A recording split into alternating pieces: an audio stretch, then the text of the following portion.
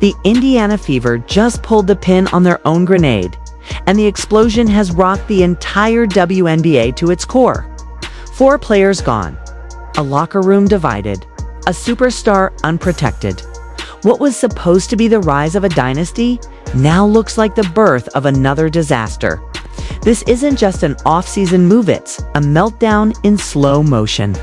The franchise that Caitlin Clark rebuilt with her star power is now hanging by a thread, and fans everywhere are asking the same question. What on earth is Indiana doing? Because when you let go of the very players who carried your team through fire, when your front office goes silent while your core collapses, that's not strategy, that's sabotage. Sydney Colson, Odyssey Sims, Brian January, Bria Hall. 4 names, 4 pillars, 4 exits that have left the Fever stripped of their backbone. These aren't just roster fillers, these are the heartbeat, the grit, the experience that transformed a broken franchise into a contender. Last season, they didn't just play basketball. They held this team together with tape and toughness. They stepped up when Caitlin Clark went down. They bled for the logo. And they gave Indiana something it hadn't felt in years: hope. And now? Gone. Contracts expired. Futures unknown. And the front office's response? Silence. A silence that feels louder than any press release because it screams one thing: panic. This is not the move of a franchise that knows what it's doing. This is a desperate team fumbling in the dark, hoping no one notices the chaos spilling out of its own house. Indiana had finally found a rhythm, clawing their way out of irrelevance with guts, unity, and sheer belief.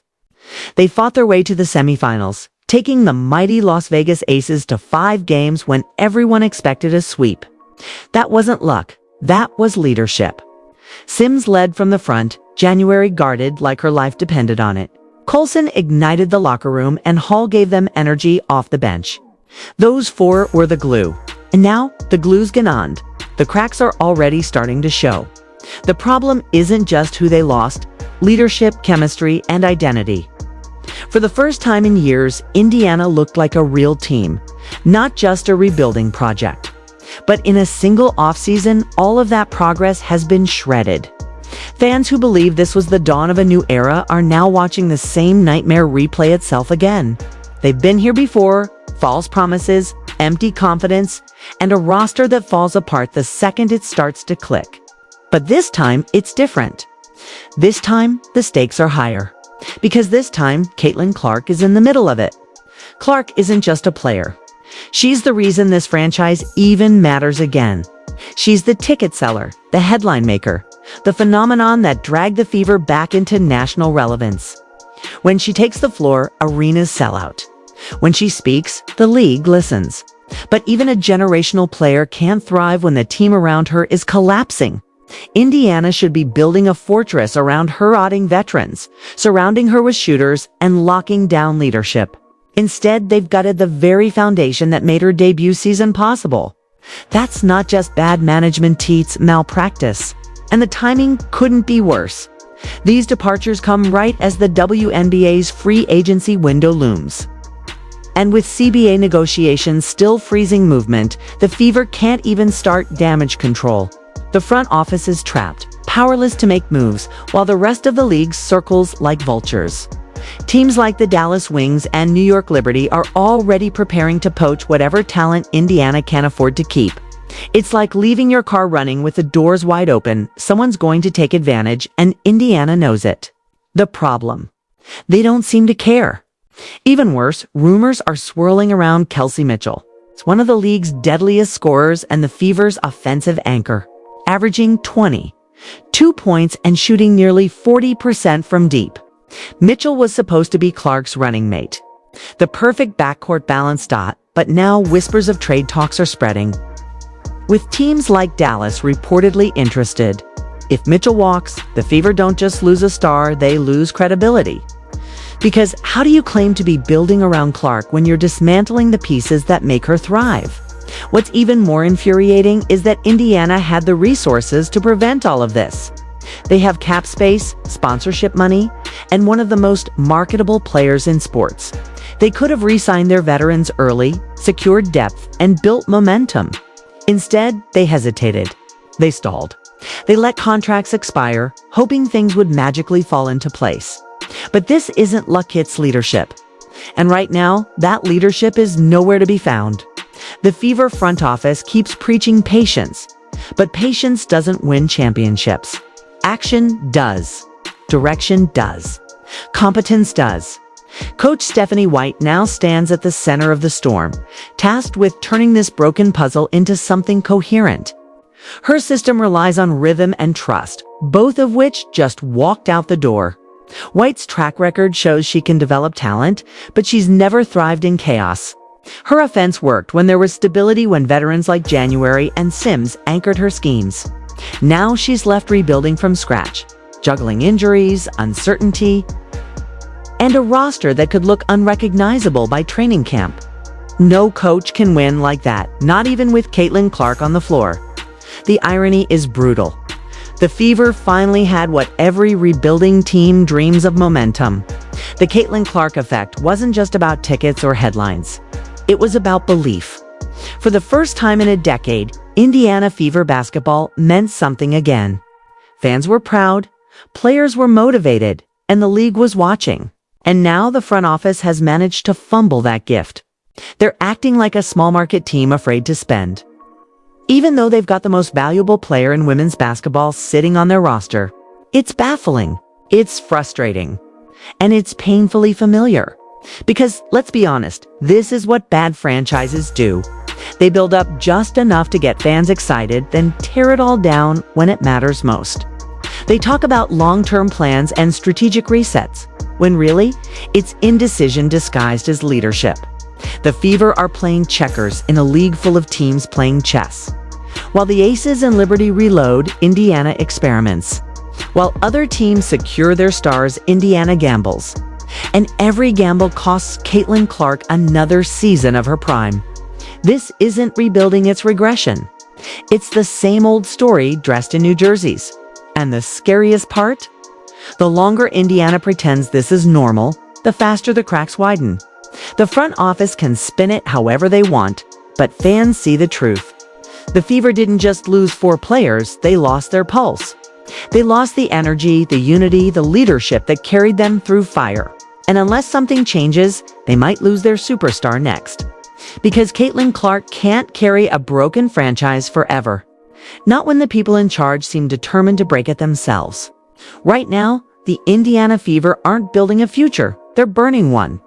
The Caitlin Clark era should have been their golden age. Instead, it's starting to look like a cautionary tale. And the longer this chaos continues, the harder it'll be to come back from it. Indiana has the money, the talent, and the spotlight, but none of it matters without direction. The fans know it.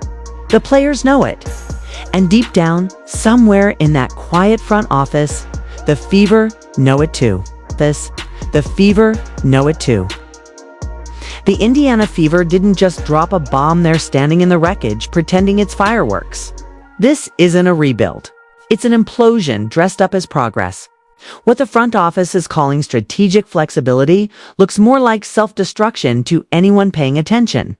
The team that was finally rising from the ashes has thrown itself right back into the flames. And now every headline screams the same truth. Indiana is losing control.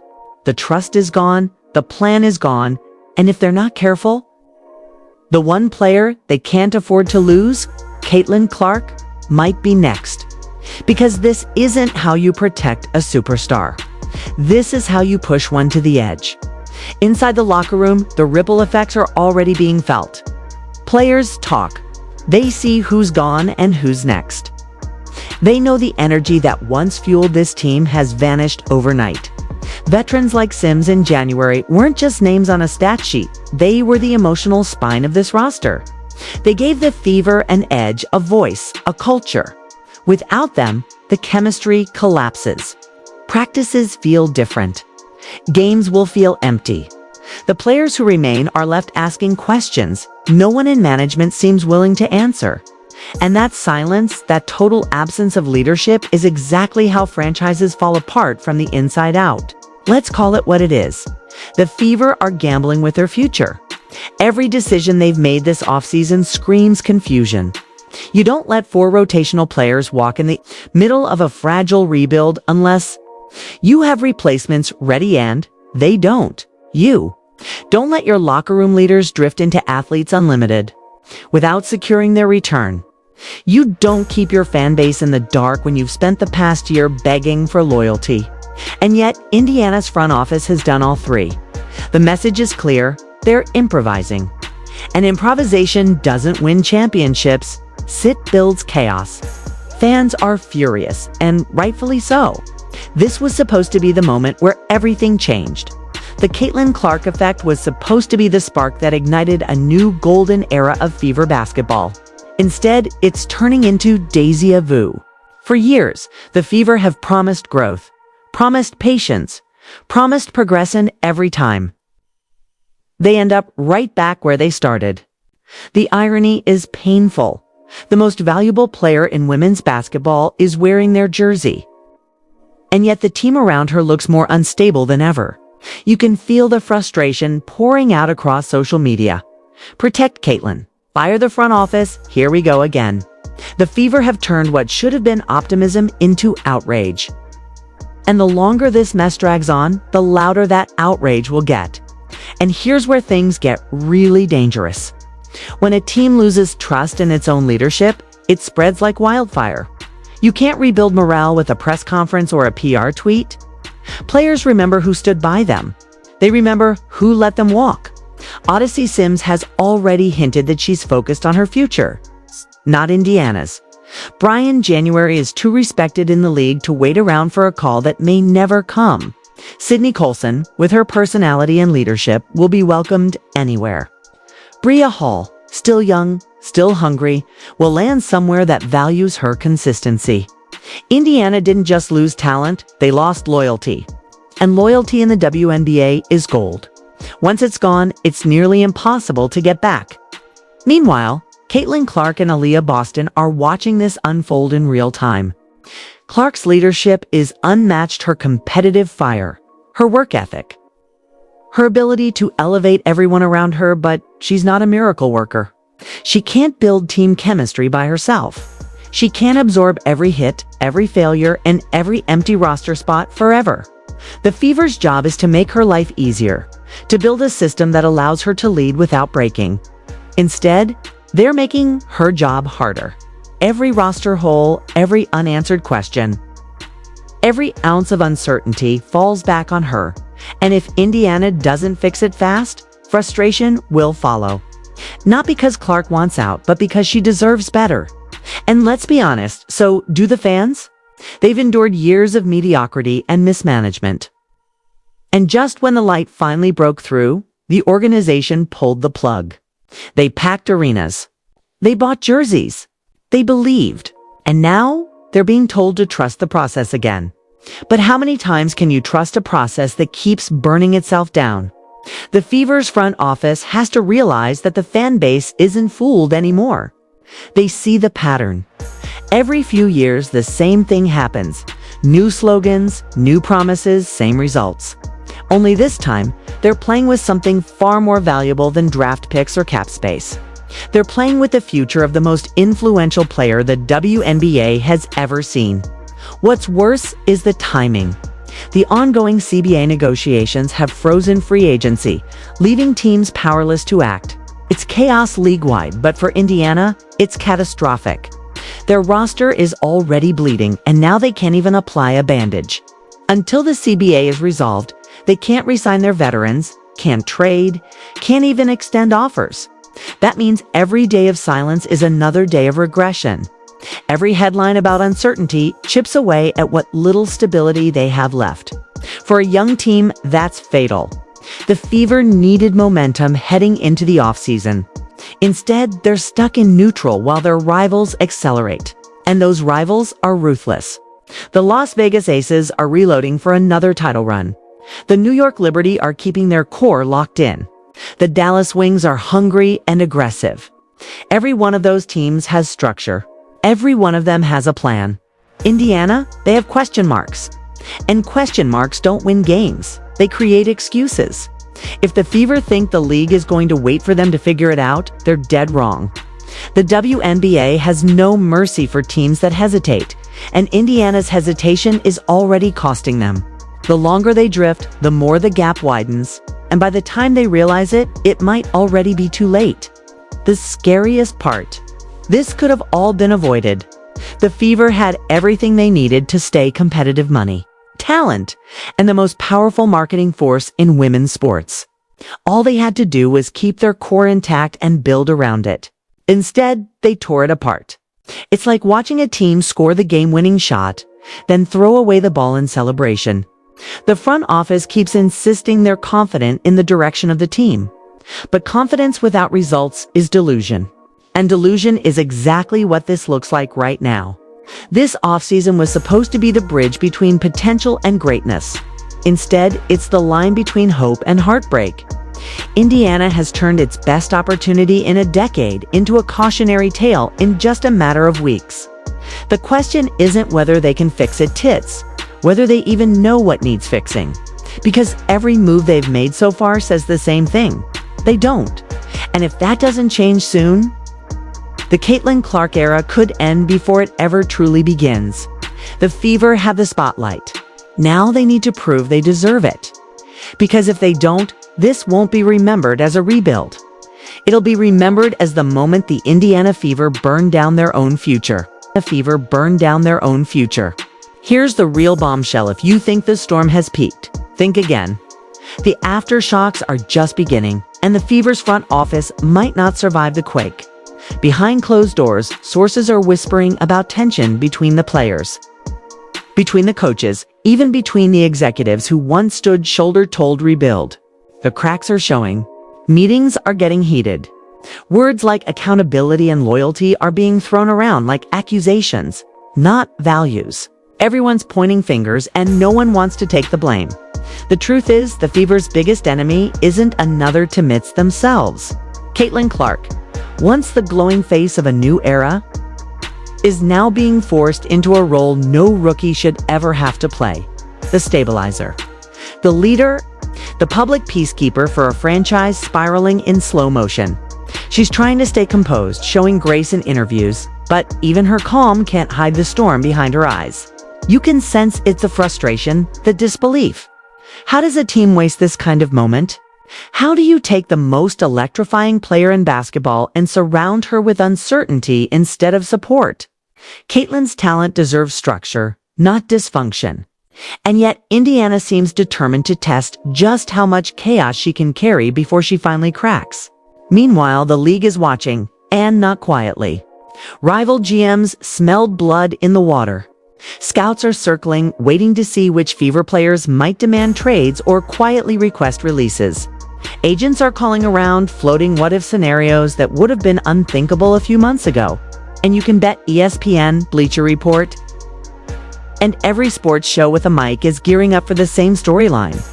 Is Caitlin Clark wasting her prime in Indiana?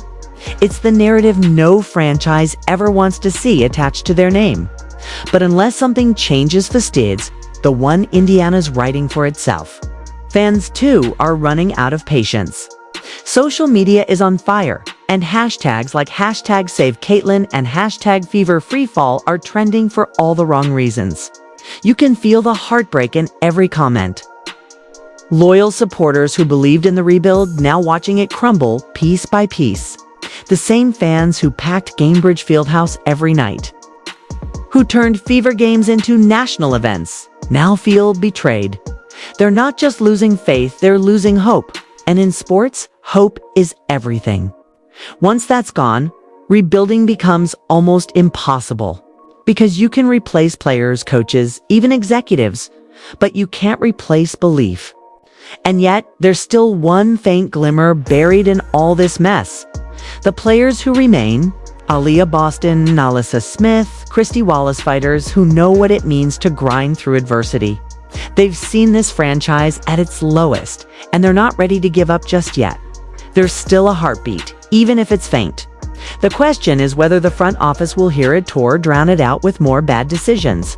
Because if there's one thing this league has proven time and time again, It's that talent without direction is wasted potential. And right now, Indiana is running out of both. The next few weeks will define everything. Will the Fever own their mistakes and rebuild with intention, or will they double down on denial and let the cracks widen until it all collapses? Because one thing's for sure, the WNBA has changed. There's no hiding from the spotlight anymore. Not when your team's every move trends on social media. Not when your star player's name commands global attention. Indiana wanted relevance. Now they have it. The question is, can they handle it? If the Fever want redemption, it starts with accountability. Admit the failures. Bring back the voices they lost. Protect the stars they still have, because the clock is ticking. And the Caitlin Clark era wants a story of hope is dangerously close to becoming a cautionary tale. And if that happens, Indiana won't just lose games. They'll lose everything that made them matter in the first place. Because in this league, power isn't given, it's earned. And right now, the Fever are running out of chances to prove they still deserve it. They still deserve it.